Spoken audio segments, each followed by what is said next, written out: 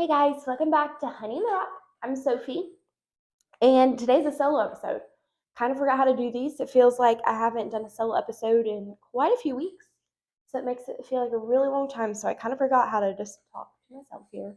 But it has been so fun. I really hope you guys have enjoyed these past couple episodes.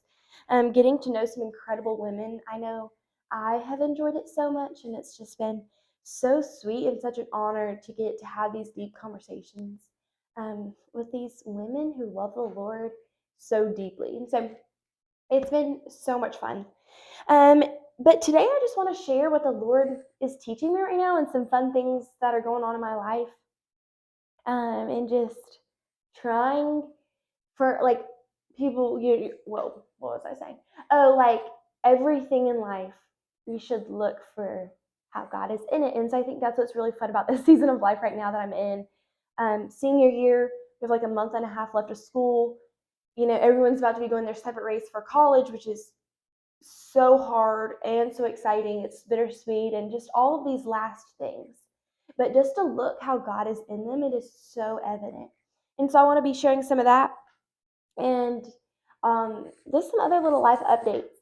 So 2 weeks ago, this recording, I was at the beach on spring break, and I was with two of my friends, and it was so good for me. So a little bit of background: about 3 weeks ago, I was really struggling. I was having some like intense spiritual warfare, you might say. I have an episode on that a couple weeks ago of what spiritual warfare even is, but it's kind of just where the devil, a quick thing is like, it's the devil's just trying to attack you. Um, Probably because he's afraid. But I really think you should listen to that episode more if you want to hear more about spiritual warfare. But it was just everything I felt, I knew the Lord was calling me to. The devil was just putting in lies in my head. And after a while, I started believing these lies. And I was like, wait, that's true, but I wasn't telling anybody because I was embarrassed and I didn't want to bother anybody. And I'm like, my life is good right now. I don't have all these hard things going on. So I shouldn't, I don't want to always be the problem. And so I just kind of kept it to myself. And I was really staying in the Word. I knew I needed to prioritize my time with Jesus, and that's actually been really sweet leading up to Easter. I did the study of Matthew, and from She Reached Truth, and it was so good. It was people of remembrance, and so it's just remembering God's faithfulness through His people in the Bible. And then it moved right into Matthew, and you read about the crucifixion on Easter. And so it was really sweet, and I was staying faithful in the Word, and so I was just kind of surprised. I was like, I can't get attacked by the devil, and I just started believing these lies, and people who didn't know me that well were also saying these lies to me. And I was like, huh, I hear it deep in my head where I know it's a lie, but I'm also hearing it from these humans who are telling me that I can't do this, that what I'm doing is stupid, that like why would I go to this school that I feel very confident that I'm supposed to go to, and just a lot of fear that I was feeling. And I eventually was like, look, devil, get out of here. Like, Lord, like, fill my heart. Help me stay in tune with your voice. And so it was just kind of interesting. But at the end of all of this, I opened up the book. It's by Jennie Allen, and it's called Untangle Your Emotions. And it's her new book, and it was incredible. And I was reading it, and I was like, I haven't untangled my emotions in a while. I've kept it all down because I didn't want to bother anybody. And I'm like, but I have a mentor. I have somebody who meets with me weekly. Like, she cares about what's going on in my life. I'm not a burden to her. I know these truths. And so I sat down with her on a Tuesday or Wednesday, doesn't really matter. We always meet. And right before we opened up the book that we were about to read a chapter of each week, I was like, I'm kind of struggling. And I just opened my whole heart out to her. I shared everything that I was afraid of and everything that I was worried about. I guess that's kind of the same as afraid, but just all of these little concerns and all of these lies I was believing. But then I was able to also say the truth back. So I was like, I am believing this lie, but I know this is true. And so I encourage you in that. A lot of Jennie Allen's book was talking about this idea of connection. And so I'm about to dive into connection. That's something I've been learning, but you need to say, I feel this. I know this isn't true, but God has given us these emotions, and um, we're allowed to have these emotions. And Jesus had emotions, and he didn't sin. And so there's a way for us to have emotions without sinning either. And so it's okay if you feel angry, but what are you doing with that emotion? What are you doing with that anger? And so it's been really good for me um, to be aware of what I'm thinking and feeling inside my head, and then learning how to say them to somebody trusted so I can move on. And so it was really good. I talked to my mentor for a long time, and I told her my whole heart. And I left and I felt lighter. I felt so much better because I let it out. I saw face to face with somebody. And so if you're struggling right now, if you just have so many emotions, so many things going on in your head, I really encourage you, yes, talk to God. God is near. God wants to hear from you. But also find somebody in your life that loves God and loves you, loves God more, and then loves you.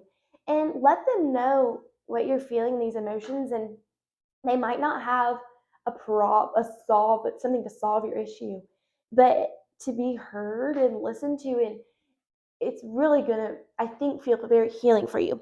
And so that happened a couple weeks ago, but I'm like, I am confident in who I am with Jesus. I am confident in what the Lord is calling me to, because it's not by what I can do, it's by what the Lord already did on the cross.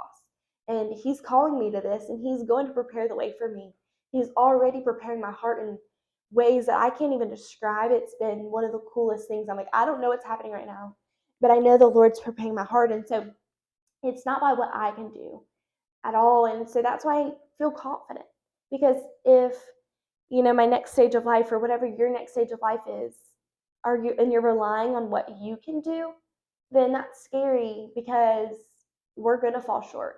But I can be confident in my next phase of life, this next steps, because of who Jesus is, and that it's not me doing anything, it's Jesus working through me as the vessel. And so I encourage you in that. I encourage you to open up. But that my mentor said, like, you need to open up to somebody else. Like, you need to open up to your friend, so your friend knows your hurts. And so when I was at the beach, I was like, I just really need to get this on my chest really fast. I'm struggling. This is what's hard on me.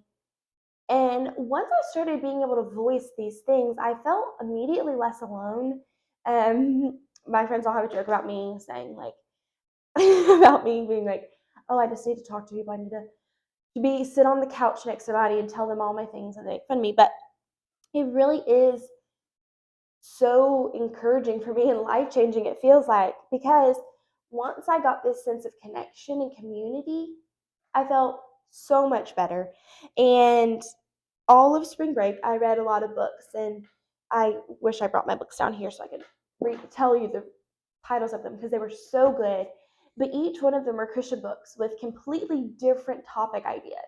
One was about shame, one was about, like, why can't I do what I want to do, or something. I can't even remember. Oh, it was Holier Than Thou by Jackie Hill Perry, I think. And all three books had like completely different titles, topics, book covers, but they all connected back to community and this idea of connection. And it was just so eye-opening. And I love when the Lord does that. He just keeps putting something in front of you to show you the importance of it. And so my community right here where I am at the end of my senior year is so important. And then making community in college next year right away is going to be so important. And continuing, like, one of the ladies I babysit for, she was like, it is so important for me to have community with other moms. And just this idea of community, community, community. And it's so important. God created us for community, both in our Christian walk, because this isn't easy. We were never promised that this walk would be easy. But it is going to be worth it, because what we have waiting for us in heaven, that's the hope of Easter that we just got to celebrate. But community is going to keep showing up. And so it's sweet that the Lord is teaching it to me right now. In this moment, me and two of my friends were on the way home from Frankie's Fun Park the other night. And one of my friends opened up about something that she was struggling with. And it just grows your sense of connection together. Like, leaving that night, I was honored that she felt comfortable enough opening up to me. And I also felt like I knew her heart better. So when she might do something, I'm like, oh, I understand. It connects the dots of why she might say something or do something. It's because of this fear she has. And so, um, being open in communication, obviously tell trusted people. Don't just go around like telling your deepest heartache to like randos, but to these people who love you and love God. And it just grew our sense of connection together. It grew my love for her, um, because of like, oh, I understand what you're going through now that you've opened up, and this sense of connection. And so that's the first thing the Lord has taught me. And it was really cool that I read 3 books that were completely different, and it all went back to the same point. And this same point was what really helped my heart when I was struggling just a couple weeks ago. This second thing, so I said that I was reading the story of Matthew, and not the Bible, the chapter of Matthew. Oh my goodness, that's not it's the whole book. But I was reading Matthew, and this common theme that kept coming up for me was I need Jesus. And I saw in each of these stories, each of these people who were walking this life with Jesus in the Bible, they needed Jesus. And I still need Jesus. We all need Jesus. There's not one day that goes by that's like, I don't need Jesus today. I got this. And it was just so evident. And it's so evident in what ministry is looking like for me right now. In just this next steps of obedience and this next things. And so, whatever you're about to go to, I encourage you to keep the reminder that you need Jesus. We don't outgrow Jesus. We don't ever just know enough that we don't even need Jesus. Think of maybe the godliest person you know. They still need Jesus. And so it's kind of being comforting. It kind of connects back to what I was talking about connection, that you can't do this alone. And it's comforting that I'm not expected to do it alone, and I'm not expected. Jesus isn't like, okay, Sophie, at this point you're not going to need my help anymore. Like, I'm going to consistently need Jesus. And so I think that's really important. Sorry, my brother's walking out. There's windows right in front of this thing, but I don't really know what he's doing. He has tape on his back. Anyways, sorry, that's kind of distracting. So anyways, I need Jesus, you need Jesus. And how we get filled up with Jesus is getting in his word and then meeting with people about it. And so I often feel like I'm getting filled up at church, when we're connecting with one another, when we're having conversations and we're worshiping and hearing the pastor preach. It's just this time I feel like I'm getting filled. But I also make it a priority to open my Bible every day. And that is my constant reminder that I need Jesus. If I am consistently trying to learn, and I'm going to be honest, some days I'm like, I don't know what I just read. I don't know what I'm doing. I don't understand all of this. But just opening up your Bible and being willing to learn and ready to say, I need Jesus. And so, sorry, I don't even know if my dots are connecting of how I'm talking, but just this first thing I'm learning is connection. We need to connect with one another. We need a community. And we cannot forget that we need Jesus. We're never going to grow out of our need for Jesus. We still need him every single day. When you wake up, I've been working on being like, Jesus, I need you. I need your help. I need your love. I need your grace. I need your forgiveness. Lord, I need you.